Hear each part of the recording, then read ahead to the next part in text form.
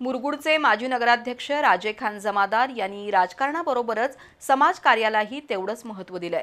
समाजातील होतकरू विद्यार्थ्यांना प्रोत्साहन देण्याचं कार्य त्यांनी सातत्यानं केलंय।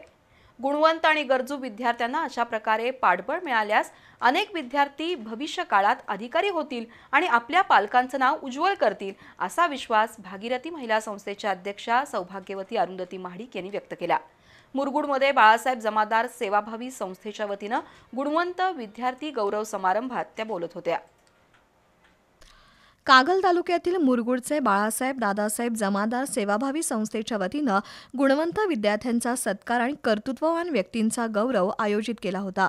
यावेळी गुणवंत विद्यार्थी आणि शिवछत्रपती पुरस्कार विजेत्या पैलवान नंदिनी साळुंखेसह कोल्हापूर जिल्हा माध्यमिक शिक्षण पतसंस्थेचे चेअरमन सचिन शिंदे यांचा गौरव भागीरथी महिला संस्थेच्या अध्यक्षा सौभाग्यवती अरुंधती महाडिक यांच्या हस्ते करण्यात आला।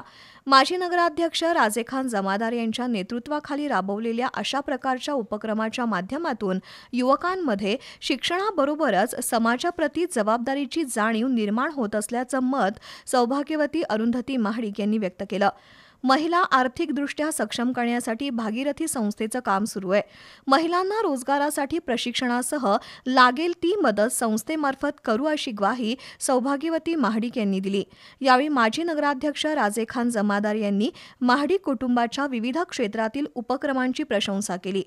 पुढील काळात महाडिक कुटुंबाबरोबर काम करण्याचं ठरवलंय असंही जमादार यांनी स्पष्ट केलं।